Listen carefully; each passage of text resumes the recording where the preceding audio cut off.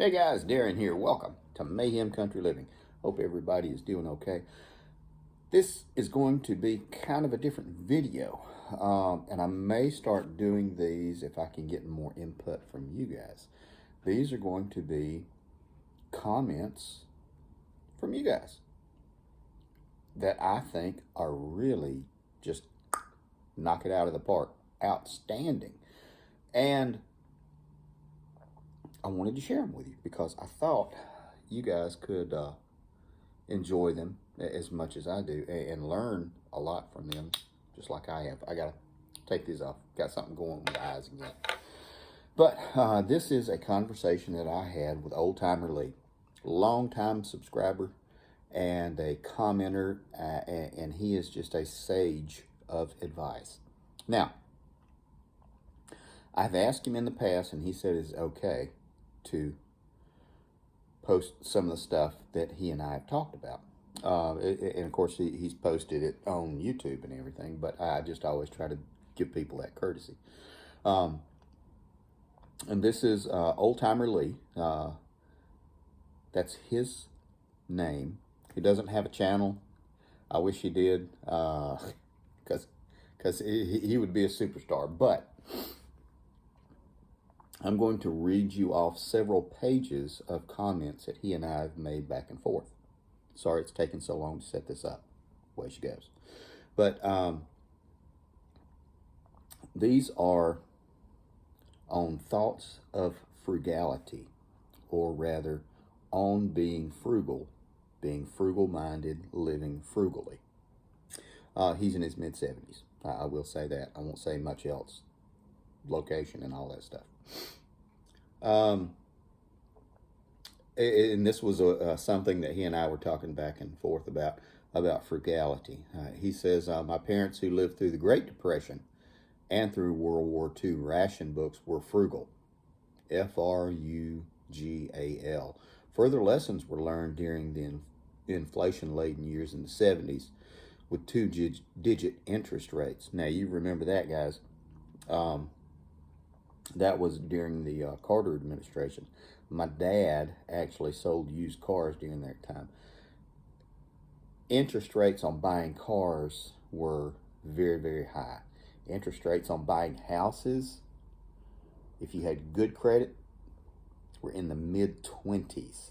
Interest rates on buying houses. Now, mind you, a nice 3-bedroom, 1-bath, or 2-bath was about $35,000, $40,000.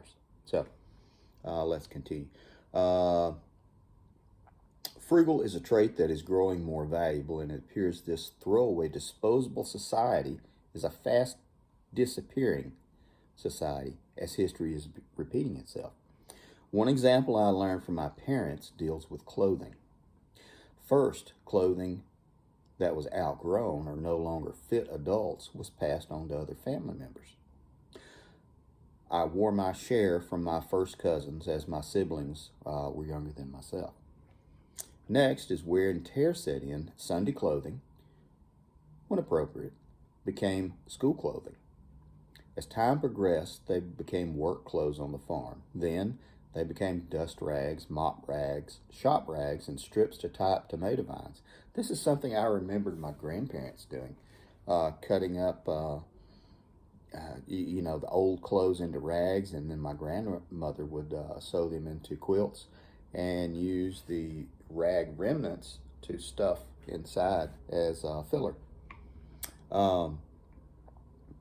I still cut up worn bath towels for this purpose. He was talking about tomatoes, vines.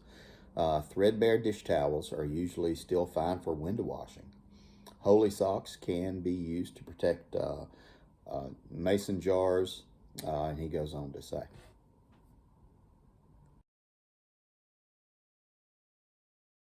Okay, guys, we're back. Holy socks can be used to become jar protectors, a cup cozy, arm and hand protectors, and even a place to stash a set of box-end wrenches. Tip: using a Sharpie to label those mason jar lids. Use a 70 to 91% ISO alcohol to remove the Sharpie label. 70% is a great fuel for a fancy feast canned food. cat food can. And a tomato paste can, alcohol burner. 91% alcohol burns sooty, but is a powerful solvent. I save all of our used canning lids to for dry goods storage. That's something we actually do, and he and I have talked about that before, and it works very well.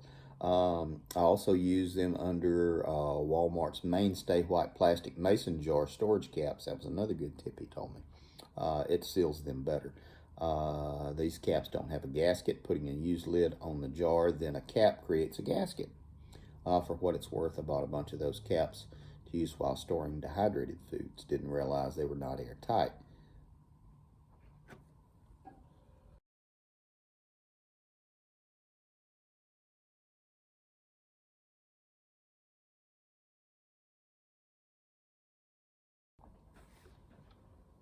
The frugal side of me uses the hot pack method while canning meats, with the intent to make broth, stock, and render fats, saving onion skins and scraps, along with the same for celery, carrots, etc., are frozen until needed for broth, something we do as well.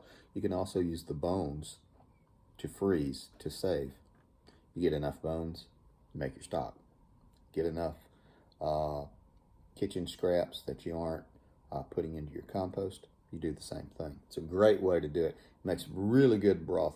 People look at you like you're absolutely crazy when you pass around a bone bag at the end of a meal nowadays, because we've started doing it.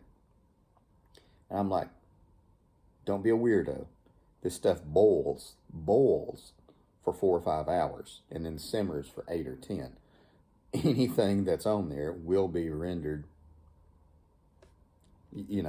inert.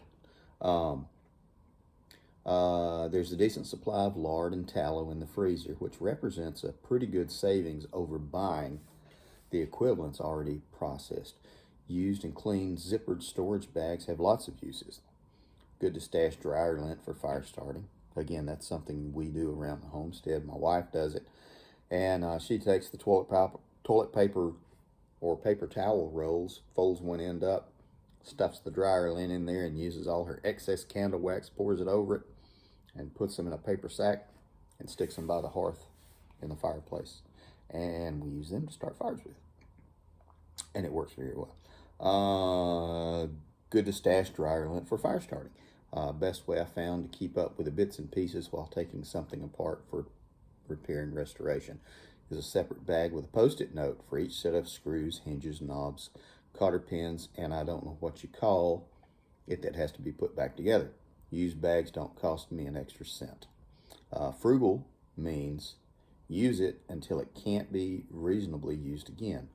Frugal means saving dollars here and there to repair the well pump when it fails.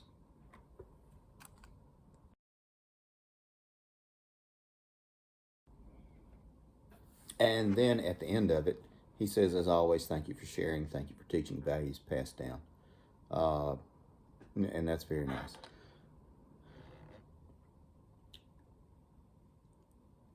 This is someone who has had a very full life and is still willing and trying to pass down knowledge, all kinds of information. That right there is worth watching 15 hours of that crappy stuff you see on television, surviving, prepping, monster prepping, whatever that crap is. I don't watch that stuff. That right there is worth it. That pays for itself right there. If I was selling this, that would be the nugget right there. But I just want to let you guys know, I may start doing this one day a week, finding some good comments from people who've written me just stuff that's very informative and just blows me away. Like I said, we may start doing it if I can continue to get good information and good content. But this is just something from someone who has been further down the road than we have and has a lot more sense in their head, who has a lot more kit in their bag, experience-wise, than we do. There you go. So, if you guys have any really good, insightful stuff, thoughts, ideas, any history on what has happened, what you've done, you've heard a lot of my stories and everything. And we may start doing just like maybe on a Thursday, since today's a Thursday, we'll do something like this. And just share and pass down stuff, not from me, not from me, from you guys.